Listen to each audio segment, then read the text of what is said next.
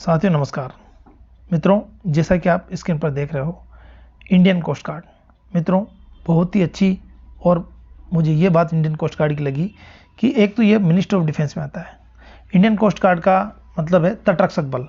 इसी प्रकार मैं आपको बात करूं, जब भारतीय सीमाओं पर बीएसएफ तैनात है, परंतु वो डिफेंस में नहीं आता साथियों, वो आता है हमारे होम मिनिस्ट्री में, ठीक है, गृह मंत्रालय में आता है।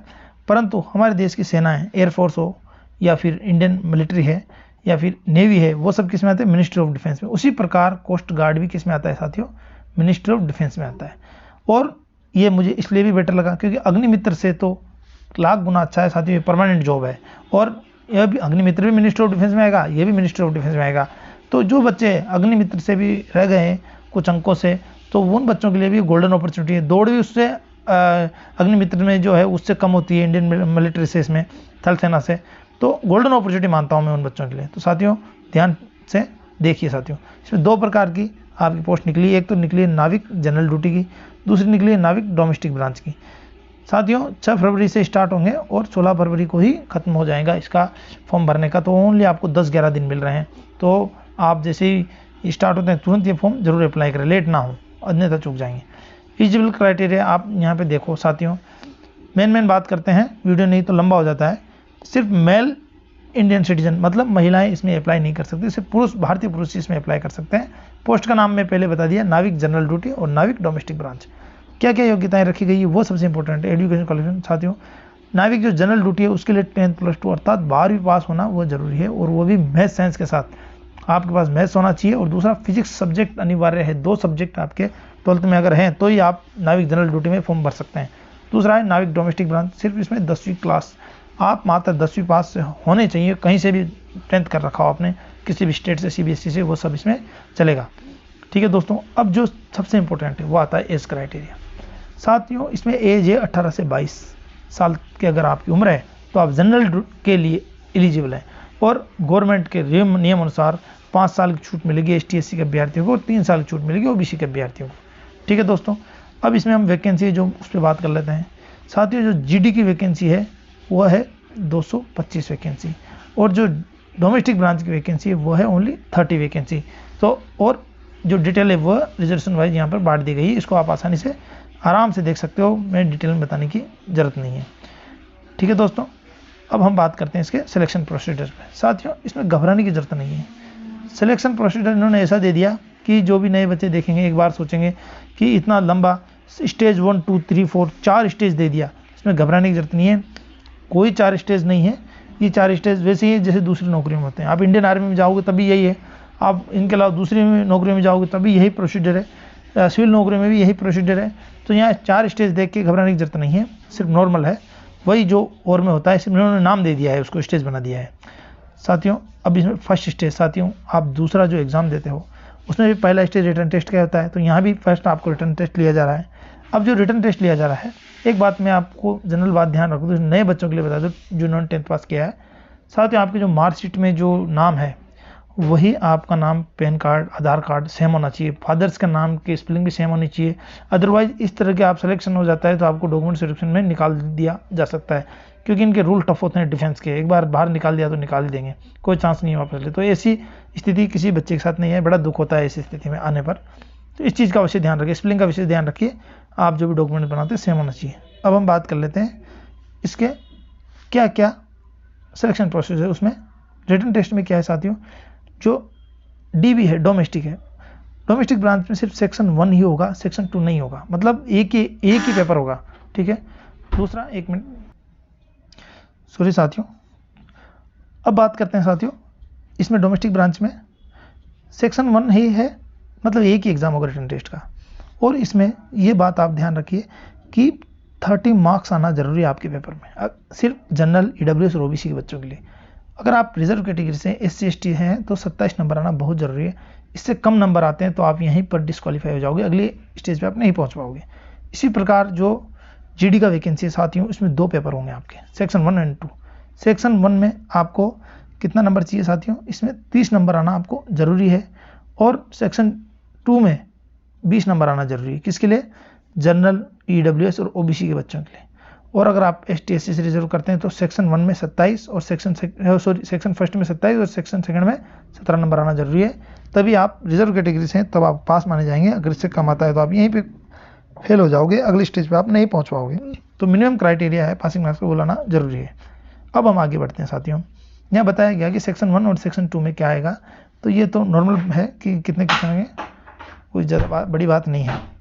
मिनिमम क्वालिफिकेशन मार्क्स जो यहाँ पे लिखे हैं वो है, क्योंकि आपका 60 मिनट का एक पेपर होगा, ये 45 मिनट का एग्ज़ाम होगा और 60 नंबर का आपको क्वेश्चन आएंगे और 60 ही क्वेश्चन आएंगे, मार्क्स भी 60 रहेंगे। यहाँ दे दिया मैथ्स के 20 आएंगे, साइंस के 10, इंग्लिश के 15 और रीजनिंग के 10 और जीके के 5, सब यहाँ पे दिया हुआ है। क्लास 10th का आपका सिलेबस रहेगा।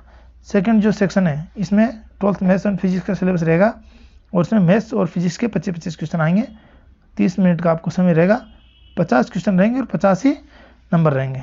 ठीक है साथियों, जो बच्चे फर्स्ट और सेकंड दोनों को क्लियर कर जाएंगे वो आ जाएंगे अगली स्टेज पर। ठीक है, अगली स्टेज क्या है जो वो हम यहाँ नीचे देखते हैं साथियों, ये है फिजिकल टेस्ट। इंडियन आर्मी से वही दौड़े 1.6 की इंडियन आर्मी के बराबर, पर साथियों टाइम 7 मिनट दे दिया, अच्छा खासा टाइम दे दिया है। तो जो बच्चे रह गए थे अग्निवीर में, तो वो भी इसमें क्वालिफाई आसानी से कर सकते हैं अगर वो रिटर्न क्लियर कर लेते हैं। तो 7 मिनट अच्छा टाइम दे दिया, आराम से दौड़ ऑन की हो जाएगी। और उठक बैठक है 20 और 10 है पुशअप। जब जो बच्चे ये क्लियर कर लेंगे उन बच्चों का होगा साथियों डॉक्यूमेंट सिलेक्शन। ठीक है, जो और भर्तियों में होता है उसी इसमें कोई अलग से स्पेशल नहीं है। इसके बाद जो बच्चे यहाँ पास हो जाएंगे डॉक्यूमेंट सिलेक्शन में, जिनको डॉक्यूमेंट सही मिलेगा उनको सेकेंड स्टेज 3 में उनका चयन हो जाएगा। और स्टेज 3 का में क्या होगा, DV, और DV के बाद उसमें होगा साथियों final medical test. Medical test होगा INS चिल्का, जो झील है चिल्का, वहाँ पर आपका मेडिकल टेस्ट होगा। और जो बच्चे मेडिकल फिट होंगे उन बच्चों का साथियों स्टेज 4 में चयन हो जाएगा और उनकी ट्रेनिंग होगी INS चिल्का में। ठीक है, अब जो अगला है वो कि कैसे अप्लाई करें, तो साथियों ये इन्होंने वेबसाइट दे रखी है इंडियन कोस्ट गार्ड की, इस पर जाएं और यहाँ जाके अप्लाई करें। जैसे आप और फॉर्म अप्लाई करते हैं उसी तरह के ये फॉर्म अप्लाई होगा साथियों, अलग से कुछ गाइडेंस इन्होंने दिया नहीं है। यहाँ पे जो पोस्ट है वो आप सेलेक्ट कर सकते हो, एक ही पोस्ट सेलेक्ट करें आप, या तो नाविक डोमेस्टिक ब्रांच या फिर नाविक GD, दोनों में से एक ही आप कर सकते हो। दोनों अगर आप करोगे तो इन्होंने लिख रखा है कि आप फॉर्म रिजेक्ट कर दिया जाएगा आपका, तो एक ही पोस्ट। और आपको अगर किसी प्रकार इंक्वायरी करनी है, टेलीफोन नंबर यहाँ पर दिया हुआ है, किसी प्रकार की अगर आपको समस्या आती है तो आप यहाँ पर बात कर सकते हैं। और अब आगे हम बात करते हैं साथियों डॉक्यूमेंट्स क्या क्या चाहिए, ये तो यहाँ पे दिया हुआ है, ये सब डॉक्यूमेंट्स आपको होने चाहिए। और जो 12th जनरल ड्यूटी के लिए 12th मांगा है तो वहाँ पर 12th का मार्कशीट होना चाहिए, और डोमेस्टिक ब्रांच के लिए 10th का। और साथ ही एग्जामिनेशन फीस इंपॉर्टेंट है, 300 रुपये लगेगी जनरल कैंडिडेट के लिए, EWS के लिए, OBC के लिए। ST/SC को यहाँ पर इससे छूट दी गई है। एग्ज़ाम सिटी जो आप फॉर्म भरोगे वहाँ पर आप चूज़ कर सकते हो, जो दी होगी उनमें से एक। अब देखो यहाँ पर डेट दे दी कि जो स्टेज 1 एग्ज़ाम होगा साथ ही वो मार्च 2023 के एंड में आपका हो जाएगा, तो अभी से तैयारी में लग जाएं। इन्होंने डेट दिया। स्टेज जो सेकंड एग्ज़ाम है ये सिर्फ उन्हीं का होगा जो 12th से हैं जनरल ड्यूटी में, उनका मई 23 को सेकंड एग्ज़ाम हो जाएगा। और स्टेज 3 आपका जो मेडिकल हैं वो हो जाएगा साथियों सितंबर 2022 में। तो यहाँ पर अप्रोक्सीमेट डेट दिया गया है, इसके पहले ये लोग करवा लेंगे। रिजल्ट डिक्लेरेशन यहाँ पे लिख दिया। लिस्ट ऑफ डॉक्यूमेंट सिलेक्शन किस तरह होगी, मेडिकल स्टैंडर्ड क्या रहेगा साथियों, इंडियन आर्मी से रिलेटेड है तो उसके अनुसार ही मेडिकल स्टैंडर्ड रहेगा। 6x6 आँख होनी चाहिए, हाइट 175 सेंटीमीटर मांगी गई है मिनिमम, उसके हाइट के अनुसार ही वेट रहेगा, ±10%। और चेस्ट 5 सेंटीमीटर फूलना चाहिए। हियरिंग कानों की स्थिति नॉर्मल होनी चाहिए, सुनने की क्षमता। ट्रेनिंग होगी तो वहाँ लिखा हुआ है यहाँ पे कि ट्रेनिंग किस प्रकार की होती है, तो बात की बात है, पहले आप सिलेक्शन हो उसके बाद की चीज़ें हैं, इन पर हमें ज़्यादा गौर नहीं करना चाहिए। INS चिल्का में इसकी ट्रेनिंग होगी। और देखते हैं आगे कोई इम्पोर्टेंट सूचना आपके लिए। समय समय पर साथियों ये जो वेबसाइट है इसी को आप देखते रहें, जब भी आपको टाइम मिले खोल के आपकी सब डिटेल इस पर आएगी, ऑथेंटिक जानकारी रहेगी, किसी के बहकावे में नहीं आए, गलत जानकारियाँ भी आ जाती है। ट्रैवल एक्सपेंस किन को मिलेगा, जो ST/SC से बिलोंग करते हैं उन बच्चों को आने जाने का किराया दिया जाएगा, तो वो अपना ओरिजिनल जो बस का टिकट है, रेलवे का टिकट है वो रखें। पर सबसे इंपॉर्टेंट है पेमेंट क्या रहेगा साथियों, इसका बेसिक ही रहेगा 21,700 और उसके ऊपर आपको अलाउंसेस मिलेंगे जो सेंट्रल गवर्नमेंट के DA HRA जो भी अलाउंसेस होते हैं, बहुत सारे अलाउंसेस होते हैं जो यहाँ पे लिखा हुआ है कौन कौन से अलाउंसेस होंगे। यहाँ ये प्रमोशन का है और अदर बेनिफिट्स ये इतने सारे हैं। बात की बात है, इंश्योरेंस रहेगा आपका 50 लाख का, अगर आपके साथ कुछ हो जाता है तो 50 लाख का तो इंश्योरेंस ही है। ठीक है साथियों, इंपॉर्टेंट चीज़ है वो ये 16 फरवरी को इसका लास्ट डेट है, तो इससे पहले आप ज़रूर फॉर्म भर दें। और ठीक है साथियों, ये यहाँ तक की सूचना थी। धन्यवाद।